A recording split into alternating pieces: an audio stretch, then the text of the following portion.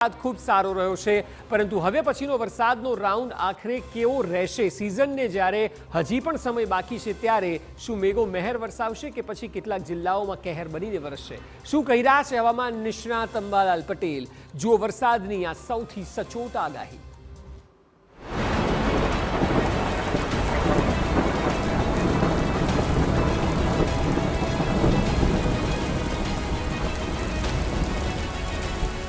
ચોમાસાની સિઝન પૂરજોશમાં ચાલી રહી છે. રાજ્યમાં હવે કોઈ જિલ્લો બાકી નથી રહ્યો કે જ્યાં પહેલા અને બીજા રાઉન્ડમાં વરસાદ ન વરસ્યો હોય. જો કે હાલ વરસાદે વિરામ લીધો છે, પરંતુ આ વિરામ લાંબો સમય નહીં ચાલે. હજી સિઝનને 1 મહિના કરતાં પણ વધુ સમય બાકી છે, ત્યારે હવે જે આગાહી કરાઈ છે તે સાંબેલાધાર વરસાદની કરાઈ છે. પહેલા અને બીજા રાઉન્ડની જેમ જ આગામી સમયમાં વરસાદ જોવા મળે તેવી પૂરેપૂરી શક્યતાઓ છે.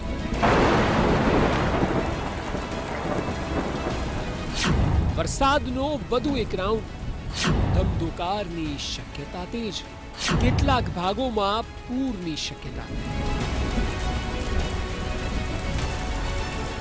જી હા, જેમ આપણે બધાએ પહેલો અને બીજો રાઉન્ડ જોયો, તેમજ ત્રીજો રાઉન્ડ પણ જોવા મળી શકે છે.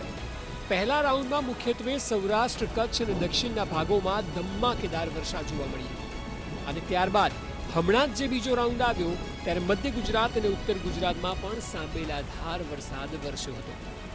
હાલ વિરામ ચોક્કસ છે, પરંતુ હવે જ્યારે ત્રીજો રાઉન્ડ આવશે ત્યારે આ બાબતની જાણકારી અંબાલાલ પટેલ, હવામાન નિષ્ણાત, આપી રહ્યા છે.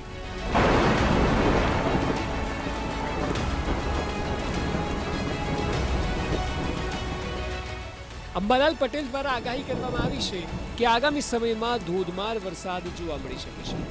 તેઓનું કહેવું છે કે ગુજરાત માથેથી વાવાઝોડાની ઘાત તો ટળી છે, પણ આકાશી આફત હજી પણ યથાવત છે.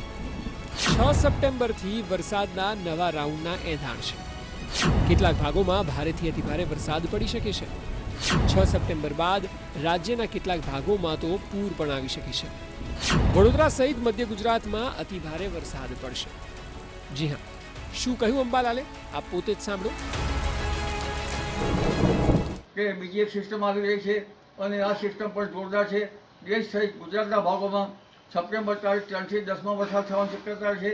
ત્યાર પછી બંગાળની સિસ્ટમો, બંગાળ ઉપસાગરમાં એક પછી એક સિસ્ટમ બનતી જશે, લો પ્રેશર બનતા જશે, ડીપ પ્રેશર બનતા રહેશે. પણ શરૂઆતમાં જોવા જઈએ તો તારીખ 7 સપ્ટેમ્બરમાંથી 10 કે 11 સપ્ટેમ્બર વચ્ચે લગભગ દક્ષિણ ગુજરાતના ભાગમાં ભારે અતિભારે વરસાદ થવાની શક્યતા રહેશે. મધ્ય ગુજરાતના ભાગોમાં ભારે વરસાદ થવાની શક્યતા રહેશે. પંચમહાલના ભાગમાં ભારે વરસાદ થવાની શક્યતા રહેશે. સાવરકરના ભાગમાં હળવા ભારે વરસાદ થવાની શક્યતા રહેશે. ઉત્તર ગુજરાતના ભાગોમાં પણ હળવો ભારે વરસાદ થવાની શક્યતા છે. સૌરાષ્ટ્રના ભાગોમાં પણ વરસાદ થવાની શક્યતા છે. પણ ઉલ્લેખનીય છે કે આ વરસાદનું પ્રમાણ કેટલાક ભાગમાં 4 ઇંચ તો કોઈ ભાગમાં 6 ઇંચ જેવું રહેશે. દક્ષિણ ગુજરાતના કેટલાક ભાગમાં ભારે વરસાદથી નદીઓમાં પૂર આવવાની શક્યતા રહેશે.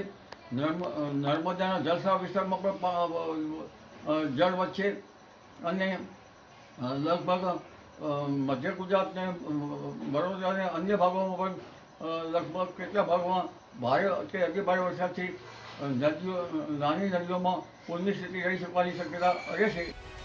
એટલે જે પ્રકારે અંબાલાલ કહી રહ્યા છે તે મુજબની સ્થિતિ જો સાચી પડે તો દક્ષિણમાં ભારેથી અતિભારે વરસાદ રહેશે. દક્ષિણની નદીઓમાં પૂર આવી શકે છે.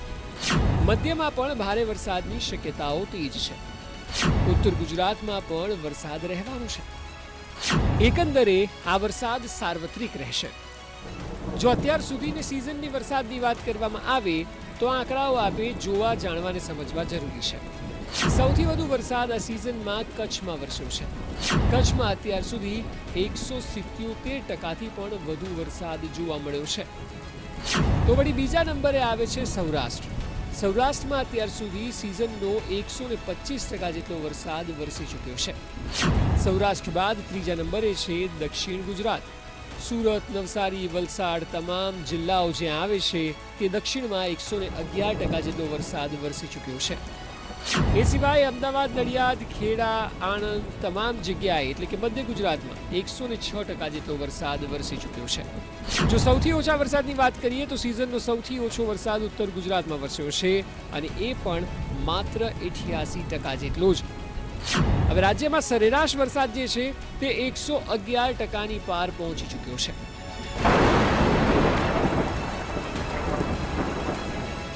એટલે આપ જો સારી રીતે જોશો તો આપને સમજાશે કે હાલ વરસાદ 111%ની સરેરાશે પહોંચ્યો છે અને આવનારા સમયમાં જે પ્રકારે અંબાલાલ પટેલ દ્વારા આગાહી વ્યક્ત કરાઈ છે તે મુજબ આ ટકાવારી આસમાને પહોંચી શકે છે. જોવું રહ્યું કે અંબાલાલની આ વખતની આગાહી કેટલી સાચી પડે છે અને વરસાદના છેલ્લા 5 અઠવાડિયા ગુજરાતીઓ માટે કેવા રહેશે. Bureau report, TV9.